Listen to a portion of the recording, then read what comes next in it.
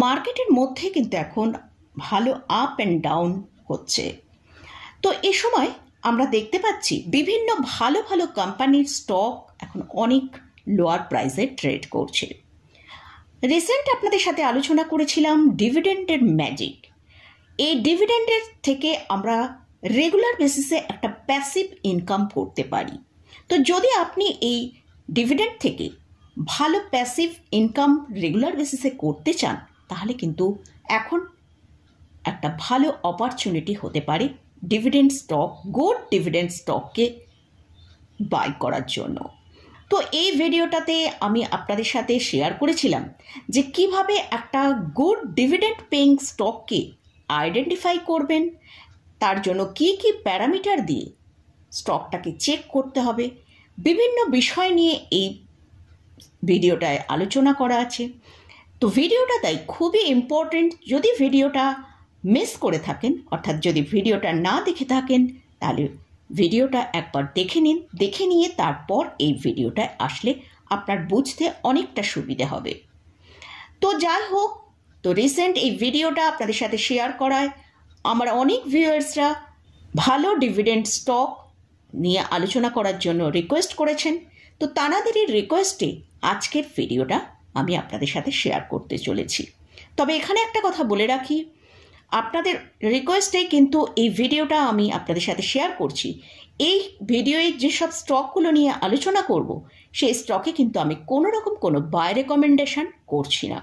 যদি আপনারা এইসব স্টকের মধ্যে কোথাও পজিশন নিতে চান, তার আগে ভালো করে চার্ট এবং ফান্ডামেন্টাল অ্যানালিসিস করে নিয়ে, অথবা আপনাদের যিনি ফিনান্সিয়াল অ্যাডভাইজার আছে তার সাথে একবার পরামর্শ করে নিয়ে তারপরই পজিশন নেবেন। চলুন তাহলে ভিডিওটা শুরু করা যাক। আমি নিরুপমা। অনেক নতুন নতুন ভিউয়ার্সরা চ্যানেলের সাথে যুক্ত হয়েছেন, তাই নতুন ভিউয়ার্স এবং যারা পুরাতন যেসব ভিউয়ার্সরা আছেন তাদের অনুরোধ রইল এইভাবে পাশে থাকার জন্য।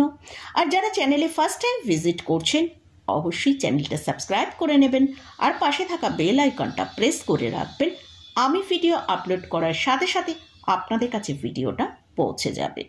তো আজকে যেসব স্টকগুলো নিয়ে আলোচনা করছি, সেসব স্টকের ফান্ডামেন্টাল ফাইন্যান্সিয়াল পজিশন খুবই স্ট্রং। এছাড়াও এইসব কোম্পানিগুলো যে ডিভিডেন্ড পে করে, এদের ডিভিডেন্ড ইল্ড 3% ওপর, সেই সব স্টক দেখি আজকের ভিডিওয়ে আলোচনা করছি। এবং এই যে কোম্পানিগুলো নিয়ে আলোচনা করব, এগুলো ম্যাক্সিমামই হচ্ছে লার্জ ক্যাপ ক্যাটাগরি স্টক। দেখুন, লার্জ ক্যাপস ক্যাটাগরি স্টকগুলো অলরেডি লার্জ ক্যাপ হয়ে গেছে, তাই এদের কিন্তু ডিভিডেন্ড এরা যেটা পে করবে, এটা কিন্তু একটা কন্টিনিউ থাকতে পারে। তো এমন অনেক কোম্পানি আছে যেসব কোম্পানিতে হঠাৎ করে তারা ডিভিডেন্ড পে করে, হয়তো 1 বছর কি 2 বছর দিল, তারপর তাদের ফান্ডামেন্টাল কন্ডিশন হয়তো নেই। কারণ আমরা এমন স্টকে ইনভেস্ট করব যেখান থেকে আমরা ডিভিডেন্ড থেকেও ভালো ইনকাম করতে পারবো, প্লাস আমরা গ্রোথ স্টকের যে প্রাইস গ্রোথ হবে লং টার্মে, সেখান থেকেও আমরা একটা ভালো আর্ন করতে পারবো। এমন স্টকই কিন্তু আমরা ইনভেস্ট করব। তাই আজকের ভিডিওয়ে যেসব স্টকগুলো নিয়ে আলোচনা করছি, সেগুলো লার্জ ক্যাপ ক্যাটাগরি স্টক, এবং এইসব স্টকগুলো অলরেডি খুব ভালো ফান্ডামেন্টাল এবং ফাইন্যান্সিয়াল পজিশন রয়েছে। এরা একটা লং টার্মে ভালো রিটার্ন দেবে, এবং এইসব কোম্পানিগুলো রেগুলার বেসিসে ভালো ডিভিডেন্ড পে করে। তো এই স্টকগুলোর মধ্যে কিছু পিএসইউ কোম্পানি আছে, কিছু প্রাইভেট কোম্পানিও রয়েছে। চলুন দেখে নেওয়া যাক আজকের ভিডিওয়ে কোন কোন কোম্পানি নিয়ে আলোচনা করছি। তো ফার্স্ট যে স্টকটা নিয়ে আলোচনা করছি, অবশ্যই সেটা পিএসইউ স্টক আইওসি। আইওসির কারেন্ট প্রাইস চলছে 140 টাকা। এটা রিফাইনারি কোম্পানি। এদের মার্কেট ক্যাপিটালাইজেশন 1,97,000 করোড়েরও বেশি।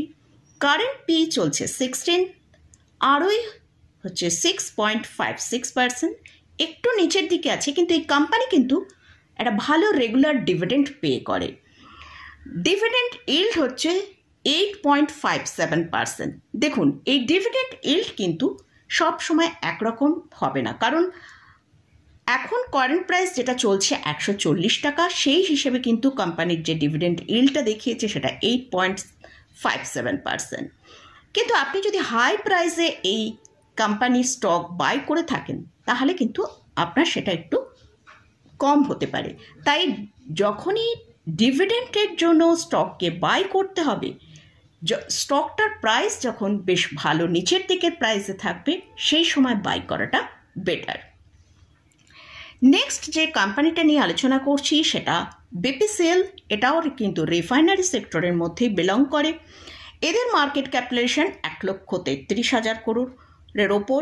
এটাও পিএসইউ সেক্টরের মধ্যেই রয়েছে। আর এদের কারেন্ট পি চলছে 9.78, আরওই হচ্ছে 17.3%, ডিভিডেন্ড ইল্ড হচ্ছে 6.84%। নেক্সট যে কোম্পানিটা নিয়ে আলোচনা করছি এটাও পিএসইউ কোম্পানি, এটা কোল ইন্ডিয়া।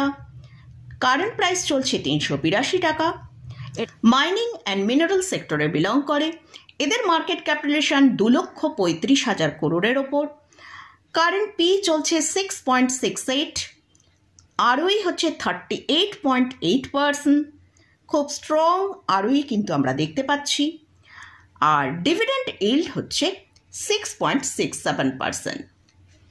এই কোম্পানির যদি ক্যাশ ফ্লো দেখি সেটাও কিন্তু খুব স্ট্রং ক্যাশ ফ্লো আছে, যেটা 5,815 করোড়। নেক্সট যে কোম্পানিটা নিয়ে আলোচনা করছি সেটা বেদান্ত লিমিটেড। স্টকের কারেন্ট প্রাইস চলছে 408 টাকা। আর এই স্টকটা প্রাইভেট কোম্পানির মধ্যে বিলং করে, যে মাইনিং অ্যান্ড মিনারেল সেক্টরের মধ্যে পড়ছে। এদের মার্কেট ক্যাপিটালাইজেশন 1,59,000 করোড়ের ওপর। কারেন্ট পি চলছে 11.4, আরওই হচ্ছে 38.8%, ডিভিডেন্ড ইল্ড হচ্ছে 10.7%। এই কোম্পানির যদি ক্যাশ ফ্লো দেখি 1,149 করোড়। নেক্সট যে কোম্পানিটা নিয়ে আলোচনা করছি সেটা হচ্ছে হিন্দুস্তান জিঙ্ক। এটা নন ফেরাস মেটেরিয়ালের মধ্যে পড়ছে। এদের মার্কেট ক্যাপিটালাইজেশন 1,72,541 করোড়। এটা কিন্তু প্রাইভেট কোম্পানি হিসেবেই পড়ছে। কারেন্ট পি চলছে 16.7%, আরওই হচ্ছে 72.5%, ডিভিডেন্ড ইল্ড হচ্ছে 7.10%। এদের ক্যাশ ফ্লো হচ্ছে 43 করোড় পজিটিভে ট্রেড করছে। নেক্সট আসছি আরইসি। এদের কারেন্ট প্রাইস চলছে 384 টাকা। স্টকটা কিন্তু তার হায়ার লেভেল থেকে প্রায় 40%-এরও বেশি এখন ডিক্লাইনে ট্রেড করছে। এটা একটা পিএসইউ কোম্পানি। আমরা এইসব স্টকের মধ্যে কিন্তু অনেকটা র্যালি অলরেডি দেখেছি, তাই এখন কিন্তু স্টকগুলো একটু নিচের দিকে প্রাইসে, অর্থাৎ প্রায় 40 থেকে 45% নিচে ট্রেড করছে তার হায়ার লেভেল থেকে। স্টকের মার্কেট ক্যাপিটালাইজেশন 1,01,000 করোড়ের ওপর। কারেন্ট পি চলছে 6.37, আরওই হচ্ছে 21.8%, ডিভিডেন্ড ইল্ড হচ্ছে 4.16%। কিন্তু এই কোম্পানির ক্যাশ ফ্লো নেগেটিভে ট্রেড করছে, যেটা 332 করোড় নেগেটিভে চলছে। নেক্সট আসছে power grid. Power generation and distribution company. এদের কারেন্ট প্রাইস চলছে 299 টাকা। এই স্টকের মার্কেট ক্যাপিটালাইজেশন হচ্ছে 2,78,000 করোড়। কারেন্ট পি চলছে 17.9, আরওই হচ্ছে 19%, ডিভিডেন্ড ইল্ড হচ্ছে 3.76%। নেক্সট হচ্ছে গেল। কারেন্ট প্রাইস চলছে 182 টাকা। এরা গ্যাস ডিস্ট্রিবিউশনের ওপর কাজ করে। এদের মার্কেট ক্যাপিটালাইজেশন 1,19,000 করোড়। এদের কারেন্ট পি চলছে 11.3, আর আরওই হচ্ছে 14%, ডিভিডেন্ড ইল্ড হচ্ছে 3.58%। এদের ক্যাশ ফ্লো পজিটিভে ট্রেড করছে, যেটা 902 করোড়। নেক্সট যে স্টকটা নিয়ে আলোচনা করছি সেটা আইটি সেক্টরে বিলং করে এবং সেটা একটা প্রাইভেট কোম্পানি। ইন্ডিয়ান মার্কেটে 5th largest company HCL tech. তো এরা আইটি সার্ভিস প্রোভাইড করে। কারেন্ট প্রাইস চলছে 1,569 টাকা। Market capitalisation 4,25,000। কারেন্ট পি চলছে 24, আর আরওই হচ্ছে 25.2%, ডিভিডেন্ড ইল্ড 3.44%। লাস্ট যে স্টকটা নিয়ে আলোচনা করছি সেটা একটা ব্যাংকিং স্টক। আমরা বেশ ব্যাংকিং স্টকের মধ্যে কিন্তু পিএসইউ ব্যাংকিং স্টকে অনেক স্টকের মধ্যে দেখছি ভালো এখন ডিভিডেন্ড পে করছে। তো তার মধ্যে থেকেই আমি চয়েস করেছি bank of Baroda. Bank of Baroda হচ্ছে একটা public sector bank. Current price চলছে 220 টাকার কাছে। এদের market capitalization 1,13,000 crore। Current P চলছে 5.49%। এই স্টকটাকে কিন্তু প্রায় আমরা 300 টাকা থেকে প্রায় 190 টাকা পর্যন্ত নিচের দিকে আসতে দেখেছি। স্টকটা কিন্তু এখন অনেকটা নিচের দিকের দামে ট্রেড করছে এবং এর সাথে সাথে এই কোম্পানি কিন্তু একটা ভালো ডিভিডেন্ডও পে করে। তো এই কোম্পানির আরওই হচ্ছে 15.6%। ডিভিডেন্ড ইল্ড যেটা দিচ্ছে সেটা হচ্ছে 3.45%। তো মোটামুটি এইসব স্টকগুলো কিন্তু এর মধ্যে ম্যাক্সিমাম স্টকই আছে পিএসইউ কোম্পানি। তো এছাড়াও অন্যান্য যেসব প্রাইভেট কোম্পানিগুলো ভালো ডিভিডেন্ড ইল্ড পে করে, তো সেই সব স্টক নিয়ে আজকের ভিডিওয়ে আলোচনা করলাম। আবারও বলছি, এইসব স্টকগুলোয় কোনো বায়ার রেকমেন্ডেশন নেই। এসব জায়গায় এইসব স্টকে যদি কোনো পজিশান নিতে চান, অবশ্যই আপনাদের যিনি ফাইন্যান্সিয়াল অ্যাডভাইজার আছে তার সাথে একবার পরামর্শ করে নিয়ে তারপরেই পজিশান নেবেন। তাদের রিকোয়েস্টেই আজকের ভিডিওটা আমি আপনাদের সাথে শেয়ার করলাম যে 10টা গুড ডিভিডেন্ড পেইং স্টক নিয়ে আলোচনা করার জন্য রিকোয়েস্ট করেছিলেন।